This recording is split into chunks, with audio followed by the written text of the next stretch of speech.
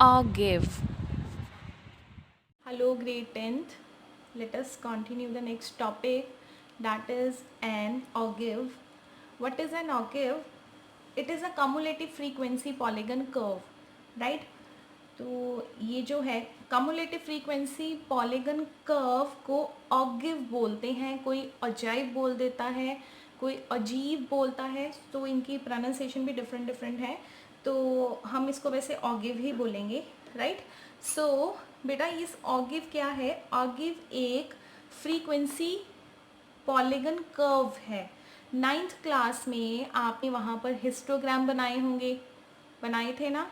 तो जो हिस्टोग्राम्स बनते थे वो क्लास इंटरवल और फ्रीक्वेंसी को रिप्रेजेंट करने के लिए आप बना रहे थे। अब जो हमने ऑगिव ड्रॉ करनी है, ogive is the combination of cumulative frequency and the class interval. तो यहाँ पर जो मेन है कम्युलेटिव फ्रीक्वेंसी, तो आपको जो भी डाटा गिवन होगा, ठीक है, उसकी सबसे पहले आप कम्युलेटिव फ्रीक्वेंसी निकालोगे और उसके बाद उसका ग्राफ ड्रॉ कर दोगे। तो ये जो ऑगिव है, ऑगिव ड्रॉ करने के हमारे पास दो मेथड्स होते हैं। First method is less than method and the second method is more than method, right. तो यहाँ पर क्या है कि कई बार क्या होता है कि कर्व गिवन होती है और आपने बताना है कि वो लेस देन कर्व है या मोर देन कर्व है, और कई बार डेटा गिवन होता है और आपने ड्रॉ करनी है कर्व, ठीक है। तो ये भी एक तरीका है डेटा को रिप्रेजेंट करने का। और जहाँ पर लेस देन और मोर देन दोनों कर्व्स इंटरसेक्ट कर जाती हैं, लाइक जैसे कोई एक कर्व मैंने ड्रॉ की और दूसरी भी कर्व मैंने ड्रॉ की, जहाँ पर ये इंटरसेक्ट करेंगी इस पॉइंट पर हमें मिलता है मीडियन, ठीक है। क्या मिलता है? मीडियन।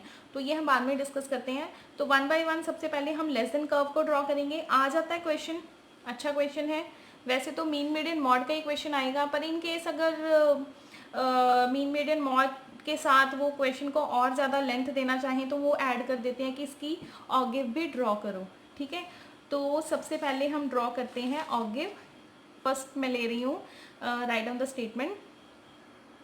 सो बेटा ये देखो स्टेटमेंट क्या है, draw an ogive for distribution by less than method. अच्छा कई बार क्या होता है कि आपको स्टेटमेंट नॉर्मल गिवन है, लेकिन हमने जो ऑगिव बनानी है वो लेस देन मेथड को यूज़ करके बनानी है। और कई बार क्या होगा कि आपको वो लेस देन में ही गिवन होगी स्टेटमेंट। यहाँ पर सिंपल डिस्ट्रीब्यूशन गिवन है, तो यहाँ पर सबसे पहले मैं इसको कन्वर्ट करूँगी लेस देन में, ठीक है। हमने कौन सा मेथड यूज़ करना है यहाँ पर? Less than method. तो लेस देन में देखो क्या करोगे आप, यहाँ पर आप चेक करो जो मेरा सी आई है 0 to 10 के बीच में। अगर मैंने बेटा इसको लेस देन में कन्वर्ट करना है 0 to 10 को, तो हम इसको कैसे लिखेंगे? आप अपनी स्टेटमेंट्स याद करो, पिछले एक्सरसाइज में कहीं पर हमने मीडियन निकालना था, मीन निकालना था, मीडियन वाले क्वेश्चन में वहां पर आपको स्टेटमेंट मिली थी ना लेस देन वाली, मोर देन वाली भी, ठीक है। तो अब इस स्टेटमेंट को लेस देन में कैसे कन्वर्ट करोगे? 0 to 10, 10 को हम क्या लिख सकते हैं? लेस देन 10 नहीं लिख सकते? लिख सकते हैं ना। 0 to 10 का मतलब यही है ना कि 10 से कम, 10 तो इंक्लूड होना ही नहीं। तो मैं इस 0 to 10 को कन्वर्ट करके लिख रही हूँ लेस देन 10। 10 to 20 को मैं लिख रही हूँ लेस देन 20। ये क्या आएगा? Less than 30, less than 40, less than 50 and the last is less than 60, ठीक है। तो 60 से कम कम है ना ये, तो इससे पीछे वाला हमने लिख दिया। अब जो फ्रीक्वेंसी है, फ्रीक्वेंसी को आपने कुछ नहीं करना, आपने बस यहाँ पे सी एफ फाइंड आउट करनी है। फाइंड आउट सी एफ आपको आती है अच्छे से फाइंड आउट करनी। 7 एज इट इज, 7 में 10 प्लस कर दो, 17, 17 प्लस 23, 40, 40 प्लस 51, 91, 90 प्लस 6, 97 एंड 300, ठीक है बेटा। ये आता ना आपको अच्छे से, तो इसका सम करके देख लेना, होप सो 100 ही आएगा, मुझे लग नहीं रहा कुछ चेक करने की ज़रूरत है, ठीक है। तो सी एफ भी आ गई। अब देखो आपने क्या करना है, आपने अब इसको ग्राफ पे ड्रॉ करना है। अभी फिलहाल आपको आपके पास हिस्टोग्राम अवेलेबल नहीं होगा, ग्राफ पेपर अवेलेबल नहीं होगा, तो आप अपनी कॉपी पे एज इट इज़ ड्रॉ कर सकते हो, ठीक है। तो अब देखो ड्रॉ कैसे करना है, आपने कैसे ड्रॉ करना है। यहाँ पर जो मैंने लेस देन 10, 20, 30 ली है ना, आपने क्या करना है, एक्स एक्सिस पे लेना है 10, वाई एक्सिस पे लेना है 7, ठीक है। तो आप यहाँ पे लिख दो लेस देन कर्व, तो ये हम पॉइंट्स लिख लेते हैं। नेक्स्ट पॉइंट क्या आएगा बेटा, 20, 17। थर्ड पॉइंट इज 30, 40, बड़ा सिंपल है, कुछ टफ नहीं है इसमें। 40, 91, 50, 97, 60, 100। ठीक है बेटा, अब हम इसको ड्रॉ करते हैं। तो ड्रॉ करने के लिए अब मुझे ये डाटा की ज़रूरत नहीं है, हम इसको बड़े सिंपल वे में, जैसे हम एक्स एक्सिस और वाई एक्सिस हमें ज़रूरत पड़ेगी तो हम उसको ड्रॉ करते हैं। So draw one x axis and y axis. तो बेटा एक्स एक्सिस पर मैंने ले लिया 10, 20, 30, 40, 50 एंड 60। आपको पता है ना, इसको आप एब्सिसा बोलते हो, इसको आप ऑर्डिनेट बोलते हो। It represent x axis, it represents y axis. ठीक है, I know, you know it very well, 9th class में आपने ऐसे ग्राफ्स बनाए हुए हैं। तो अब आपने एक्स 10, 17, 40, 91, 97, 100, तो यहाँ पर मैं 10 के डिफरेंस से लिख लेती हूँ। ठीक है, तो इजी रहेगा।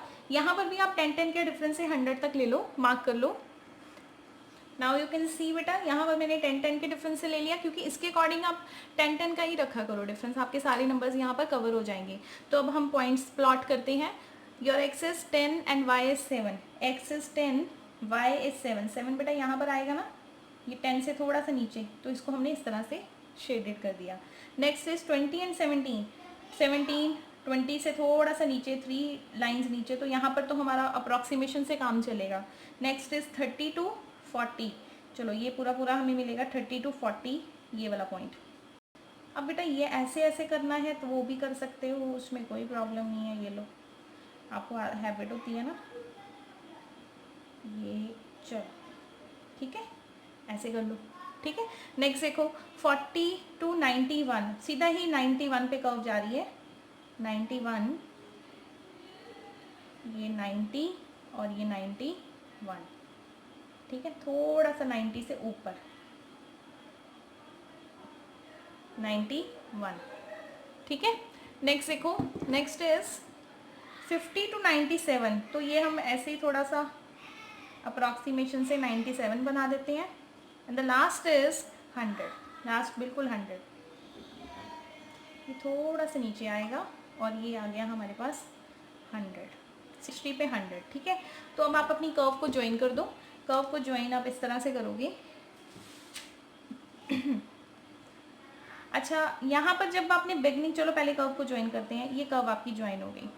ठीक है, तो अब देखो आप क्या नोटिस करोगे, यहाँ पर जो हमारा इंटरवल था, कहाँ से शुरू हो रहा था, 0 से, है ना, 0 to 10। तो यहाँ पर ओरिजिन मतलब 0, तो यहाँ पर भी आप ज्वाइन कर सकते हो। अगर इन केस यहाँ पर 0 to 100 होता और 100 के बाद 120 होता तो आप किंक डालते हो, पता होगा। चलो वो भी कोई क्वेश्चन देख लेंगे किंक वाला। अभी फिलहाल तो 0 से बिगनिंग है, तो 0 से आप इसको टच कर सकते हो। नीचे आप क्या लिखोगे, क्लास इंटरवल। और बेटा ये जरूर लिखना है, बच्चे भूल जाते हैं, हाफ मार्क्स डिडक्ट होता है इससे, क्लास इंटरवल। और यहाँ पर आप क्या लिखोगे, सी एफ। सी एफ का मतलब कम्युलेटिव फ्रीक्वेंसी, यहाँ पर आप लिखोगे सी एफ। ठीक है, C F. Okay, so this is about your less than curve. Similarly हम करेंगे मोर देन कर्व। अच्छा, अब लेस देन कर्व और मोर देन कर्व दिखती ऐसी सी हैं दोनों, कुछ खास डिफरेंस नहीं होता इनमें। चलो मैं आपको बताती हूँ, एक मोर देन कर्व का भी क्वेश्चन करते हैं, फिर आपको क्लैरिटी होगी। तो बस ये क्वेश्चन यहाँ पर ख़त्म है, आपने कुछ नहीं करना बस। ठीक है, तो इसको आप लिख सकते हो less than curve. Come to the next question that is related to more than curve. Yes बेटा, नेक्स्ट क्वेश्चन देखो, ड्रॉ और give a following data more than और इक्वल टू 5, मोर देन और इक्वल टू 5। अब आप observe करो, ये आपको स्टेटमेंट गिवन होगी। ठीक है, आप ऑब्जर्व करो, डाटा इन डिक्रीजिंग ऑर्डर में जा रहा है, 30, 28, 16, 14, 10, 7 एंड 3। तो जब आपके पास कोई भी डाटा इंक्रीजिंग ऑर्डर में जा रहा हो या फिर डिक्रीजिंग ऑर्डर में जा रहा हो, तो इसका मतलब होता है आपको सी एफ ऑलरेडी गिवन है। ये क्या गिवन है आपको, सी एफ। ठीक है, तो यहाँ पर आपने f नहीं निकालना, ये क्वेश्चन एज इट इज हो जाएगा। मोर देन इक्वल टू 5 का मतलब 5 और 30, 10, 28, कुछ नहीं करना, बड़ा सिंपल सा क्वेश्चन है बस। 15, 16, 20 to 14, 25 to 10, 30 to 7 and 35 to 3। अगर आप इस क्वेश्चन को पिछले क्वेश्चन से कंपेयर करोगे तो आप देखोगे कि जो उसमें हाईएस्ट फ्रीक्वेंसी थी ना 100, वो लास्ट पे जाके आ रही थी। यहाँ पर जो हाईएस्ट फ्रीक्वेंसी है स्टार्टिंग में आ रही है, ठीक है। तो मीन्स ये डाटा को रिवर्स कर दिया गया, उल्टा कर दिया गया। तो ये जो कर्व बनेगी ये मोर देन डाटा को रिप्रेजेंट करेगी, ठीक है। मीन्स इसमें ऊपर से शुरू होके आप नीचे जाओगे, उसमें क्या हो रहा था नीचे से शुरू होके आप ऊपर जा रहे हो, ठीक है। तो अब इसको हम ड्रॉ करते हैं। Please note it down the statement. तो बेटा ये मैंने ऑलरेडी ड्रॉ कर लिया है। 5, 10, 15, 20, 25, 30 एंड 35 किसको रिप्रेजेंट कर रहा है, क्लास इंटरवल को। यहाँ से या 5 का डिफरेंस लिया मैंने, वो मुझे रेलिवेंट लगा। आप 10 का भी ले सकते हो, ये कोई ज़रूरी नहीं है, ठीक है। तो यहाँ पर अब हम इसको ड्रॉ करते हैं। अब देखो जब आपके पास 5 है तो फ्रीक्वेंसी कितनी है, 30। अब देखो ऊपर से शुरू हो रहा है, उसमें क्या था नीचे से शुरू हो रहे थे, ठीक है। जब आपके पास 10 है, 28 आपका यहाँ पर आएगा। नेक्स्ट इज 15 पर आपको कितना मिल रहा है, 16। 15 पर हमें मिल रहा है 16। 20 पे हमें मिल रहा है 14। 20 पर 14 यहाँ पर। नेक्स्ट इज 25 पर 10, 30 पर 7 और 35 पर हमें मिल रहा है 3। तो आप इसको ज्वाइन कर दोगे। तो ये किसको रिप्रेजेंट कर रहा है, मोर देन कर्व को। अब बेटा देखो कर्व वो भी ऐसी थी, मोर देन ऑजिव, मोर देन, ठीक है, ऑगिव। अब देखो कर्व वो भी तो ऐसी कर्व ही थी ना। अगर मैं इसको कंपैरिजन करूं तो कर्व तो एक जैसी बननी है, वो ऐसे थी।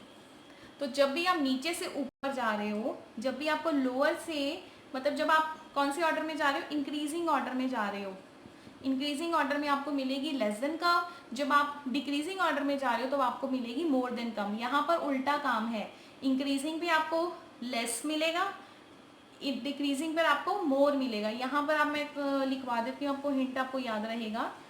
तो आप लिखो यहाँ पर increasing order of CF। CF का मतलब cumulative frequency, representing which curve, yes tell me, which curve, less than curve, less than ऑगिव, ठीक है। और decreasing order of CF representing, spelling देख लेना, रिप्रेजेंटिंग विच कर्व, मोर देन कर्व, ठीक है, मोर देन ऑगिव। तो बेटा ये याद रखना है, MCQ आ जाता है। इंक्रीजिंग कर्व हमें क्या देती है, इंक्रीजिंग CF हमें देती है लेस देन ऑगिव, और डिक्रीजिंग CF हमें क्या देती है, मोर देन ऑगिव। सो बेटा कल हम करेंगे लास्ट एक्सरसाइज NCERT की। सारे क्वेश्चन मैं करवा दूंगी आपको फटाफट।